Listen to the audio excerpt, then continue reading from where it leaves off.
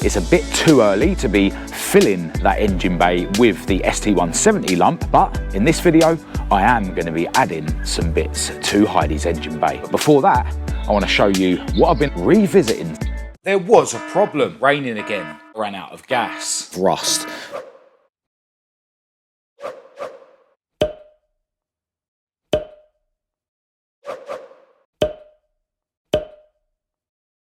Today, the new owner came to collect the 1300 crossflow lump that used to be fitted to this engine bay of Heidi, my hearing aid beige model Mk2 Escort. It's a bit too early to be filling that engine bay with the ST170 lump that is destined to be fitted into it, but in this video I am going to be adding some bits to Heidi's engine bay. If you're a regular viewer of my content, click the like button now because it's a massive help, or if you're new to the channel, click subscribe now and welcome. I'm Marcus Hayes, and in this video it's time to make some more progress on Heidi, which is going to involve some more butchery and some more very amateur MIG welding.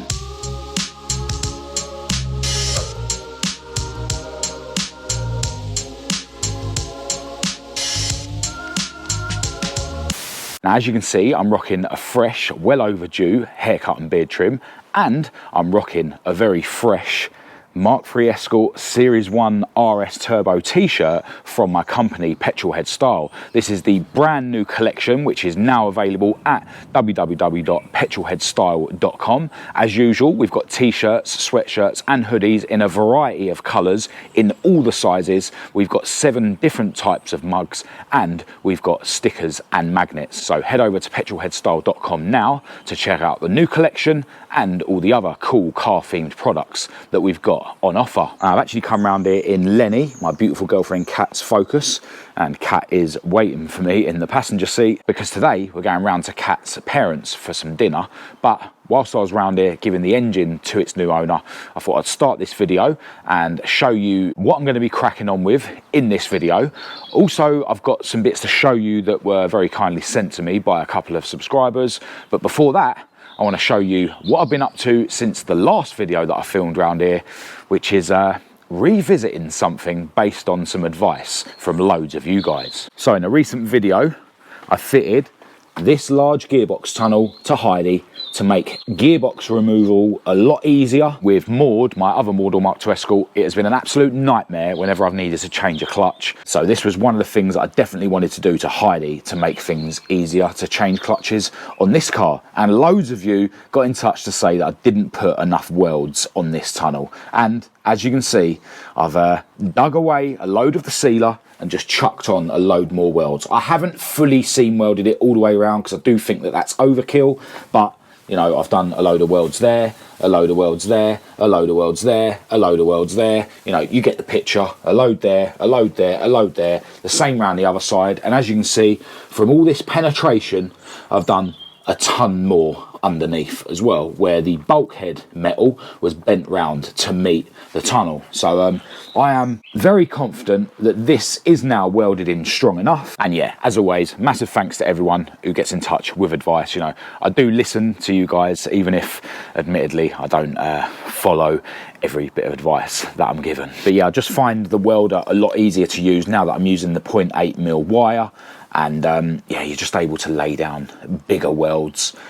It doesn't look tidy, but by the time I've put a dirty, great bit of sealer over those welds and given the tunnel another coat of the beige paint, that should look fine. And I've actually just had another care package from my friends at Kent Europe, which included some seam sealer, so I'll be able to crack on with that soon. Massive thanks to the guys at Kent Europe. I'll leave a link to their website in the description. Now, one thing that loads of people don't agree with on this car is this wing, which is absolutely fine. We've all got our own opinions. I wanted something that was nice and straight, nice and simple in its design, and nice and wide. You know, this one is almost perfect in terms of the width. I'd probably rather it be about here. Now, most of the wings that I was looking at on eBay and Amazon and that sort of thing were, you know, not straight, and they were sort of curved in design, and they weren't as wide as this wing. But now that this wing is actually fitted to the car and I've kind of got used to it, I kind of feel like I'd be more open to having maybe a less simple, less boxy, less straight designed wing, maybe something a bit more curved. My carbon guy, Gary Ball, is trying to persuade me to fit this wing like the one that he's got fitted to his mental fiberglass shelled Mk2 Escort TVR. So yeah, I think that is a bit too crazy for Heidi, if I'm honest, but Ian got in touch recently to say that he had a wing that he was no longer going to be using on his Mk2 Escort because he's now fitted this crazy one. And yeah, he said he was quite willing to send me his old wing, and he said even if I don't use it on Heidi, he'd be happy for me to sell it and put the money towards something else on the project. So massive thanks to you, Ian, for sending me the wing, and yeah, let me show the rest of you guys. And here it is, and it is one of those sort of wavy shaped wings that I kind of, you know, didn't want. Now, unfortunately, I can't use this wing, and it's not because of the shape, it's because of the size. Because as you can see, it's narrower than Heidi's current wing. But as I say, now that I've got this wing fitted, I'm kind of open to having a wing this shape if I could get one that's slightly wider than Heidi's current wing. This wing does have brackets that are similar to these. They're in the box and they're a nightmare to get out and get back in again. But yeah, you get the idea. But yeah, unfortunately I won't be using this wing for Heidi. But yeah, I'll chuck this on eBay and then, you know, it will give someone else a budget wing to use, and yeah, get some more money that I can chuck towards the project. Now, another thing that's a bit controversial that I fitted on the rear end of Heidi is this diffuser, which hasn't got quite as much hate as Heidi's wing. But yeah, just another ridiculous addition that I thought would be cool on a car that's now destined to be a bit of a drift toy. And I was basically saying before that I'm probably going to widen this. Now, because this diffuser comes in 3 pieces, it'd be easy to get another one of these same diffusers and just add another fin either side. I'd have to cut the body and stuff, and I'm not 100% sure if that's the route I'm going to take, but I'm pretty sure I am going to. I just need to work out what I'm going to do with the exhaust first. Either have it coming out the side of the car, or have it just poking down in front of the axle, or figure out a way where the exhaust could come out between this fin and the extra fin that would be there when I do extend this diffuser. Well, a subscriber called Brad got in touch to say that he had a diffuser exactly the same as the one that I fitted to Heidi that he no longer needed, and he was willing to send it to me. And here is said diffuser, and it literally is exactly the same one. And yeah, this is going to be perfect for me to extend Heidi's current one. So huge thanks to Brad for sending me this diffuser, really appreciate it. But what Brad also chucked in the package was a couple of these strip wheels, which are ideal for removing paint and rust from things, and one of these gizmos, which is a tool that puts the dimples into panels. And in fact, I can show you exactly what I mean by that, because one of the bits that I'm planning to add to Heidi in this video actually has those dimples in. Now, when this thing gets the ST170 engine from Maud, it'll also be getting the alloy rad that's currently fitted to Maud, that was very kindly given to me by my good friend Lee Booth. And I mentioned in the video when I made this slam panel bolt on that I was going to need to cut away some of the slam panel to fit the alloy rad. But that's not the only modification that I'm going to need to make, because I'll also need to make some clearance down the bottom here. Now, when I did this to Maud, I did it very crudely. I basically cut along here, although when I say cut, my portable grinder that I had at the time broke halfway through it, and I ended up using a hammer and chisel. But anyway, I ended up cutting the metal along here and then bashing this bit of metal in so that I had clearance for the rad. I was actually using a jack handle and levering it against the engine to actually force that metal in. But because I'm trying to make Heidi a better version of a drift car / daily, I don't want to be butchering Heidi in the way that I did with Maud, so I've bought a proper panel to weld in. And here it is. And I think it goes something like that. Obviously, this will need to be cut away first, and then this will sit in like that. And yeah, it just needs to be welded in to that sort of lower front crossmember area. And these are the kind of dimpled holes that you can create with that tool that I just showed you that was very kindly sent to me by Brad. So yeah, that's the first thing that I'm looking to weld in this video. But I've also bought these two little bits, and these go in the bottom corners of the engine bay. Just need to figure out which side this one is. I think it might be that side. Yeah.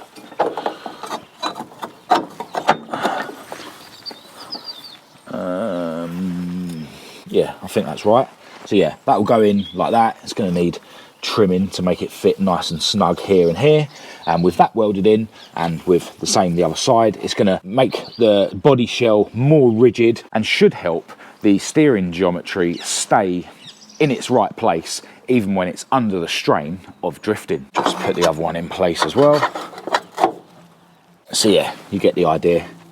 Just going to add a lot of rigidity to the body shell, and I've got an idea to weld in some other bits that are going to further strengthen the body shell in the engine bay, which I'm actually going to fabricate myself, and they will give me an opportunity to use that new dimple die tool thing. So I'm going to crack on with that in a couple of days, but for you it will be now. When I got round to the garage the next day, it was nice and sunny, and I decided to start on installing the radiator cutout panel. I unbolted my removable slam panel, which was going to make things a lot easier. Then, after a bit of measuring and some marking, it was time to get cutting. The anti-roll bar was in the way a little bit, so I jacked Heidi up and unbolted it, and then I could crack on with the last bit of cutting to get the panel to fit nicely. Although there was a problem. The top bit wasn't overlapping how I planned. When I measured, I didn't realise that these two dimensions were different.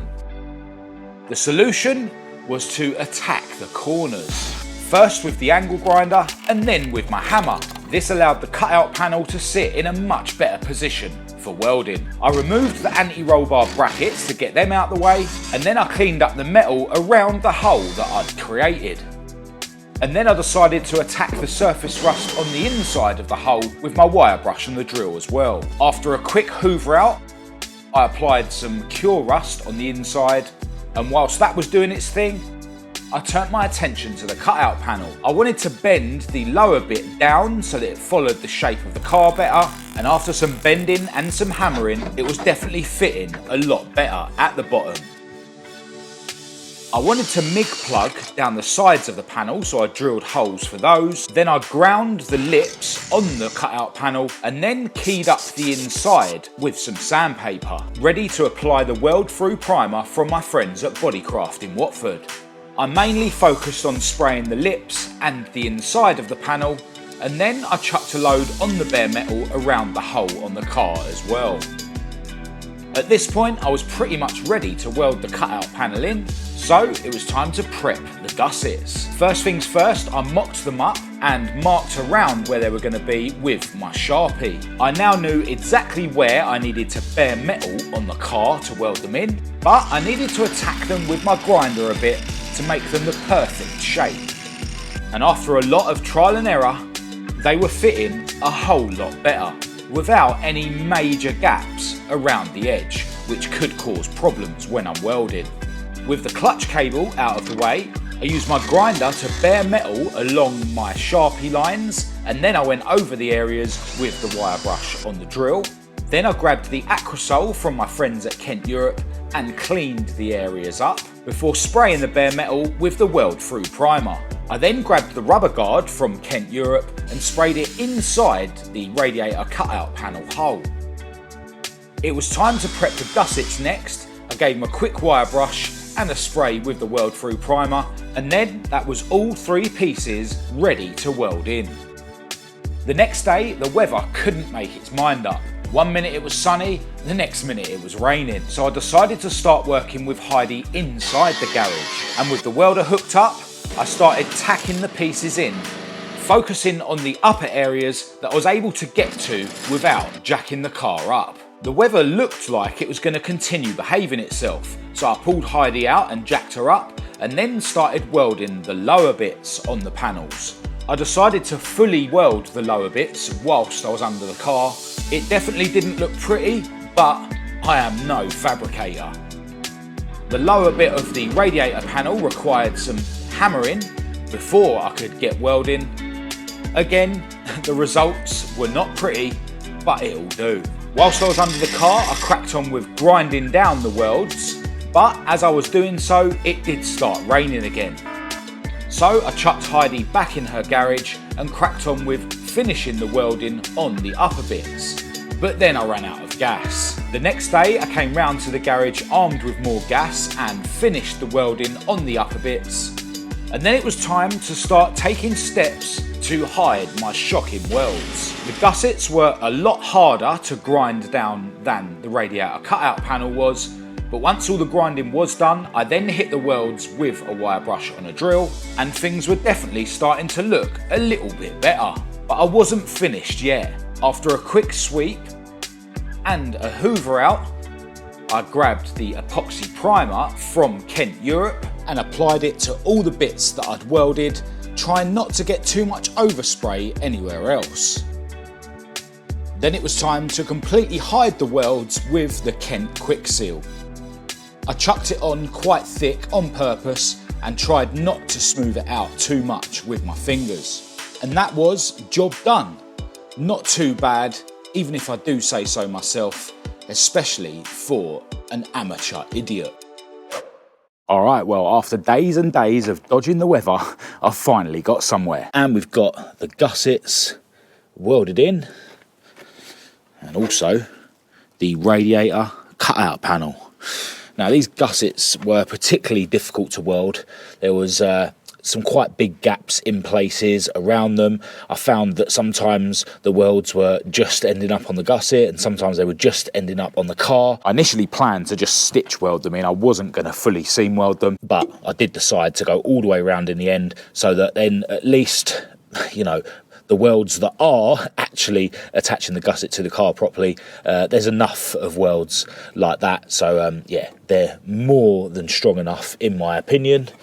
And yeah, I've just slapped a load of the Kent Europe sealer over the top. I've left this sealer thick on purpose, and I'm going to give it another thick bit of sealer over the top and then sort of focus on making that one look like more brushed effect.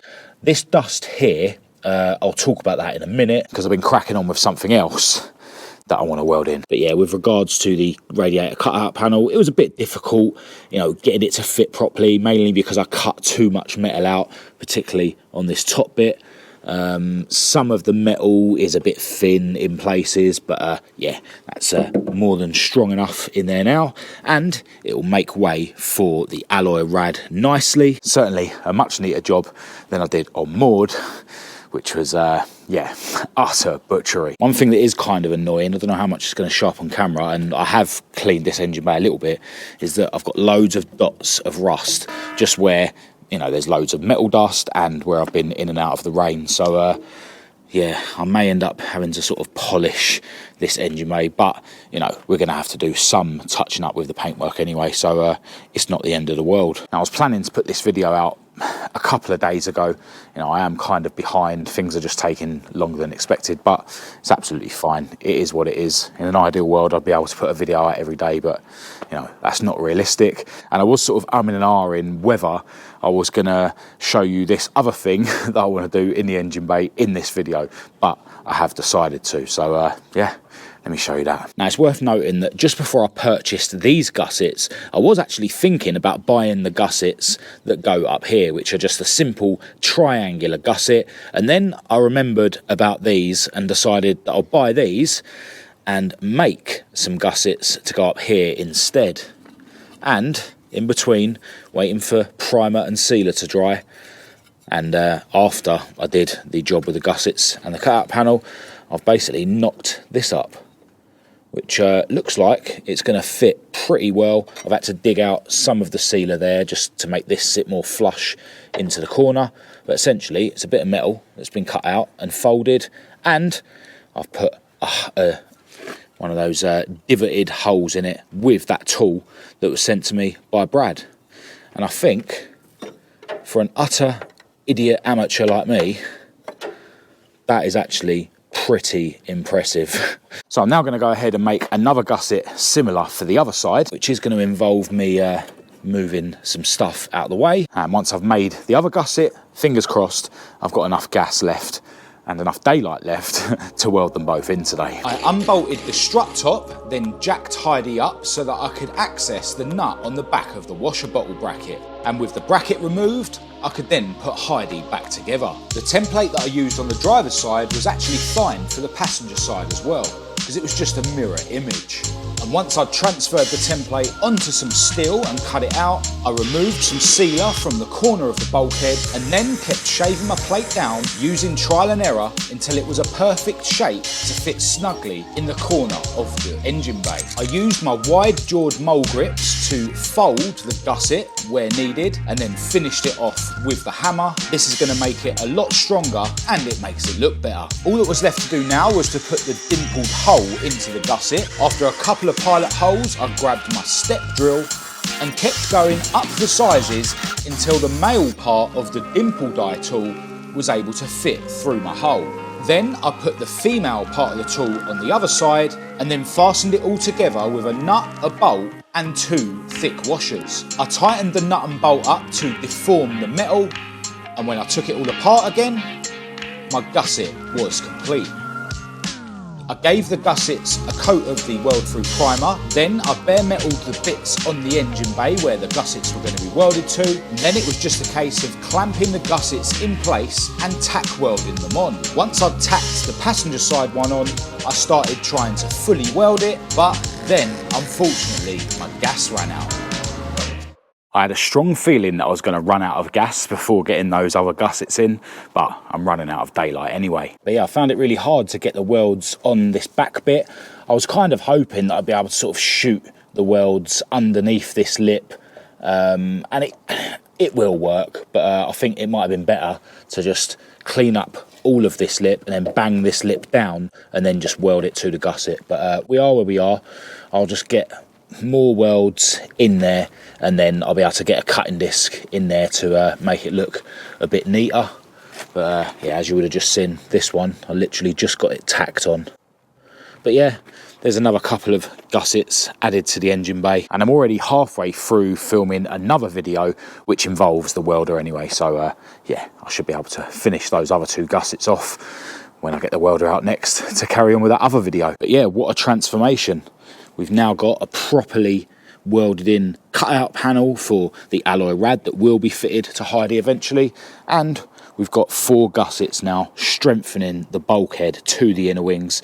But I believe this is going to make a massive difference in terms of drifting, just because when you're drifting, your suspension and your body shell and stuff is under a lot of strain, and whilst your body shell is sort of flexing mid-drift, your steering geometry is altering itself, essentially. So in theory, if you can keep your geometry more where it should be whilst you're drifting, then you'll have to do less corrective steering, you know.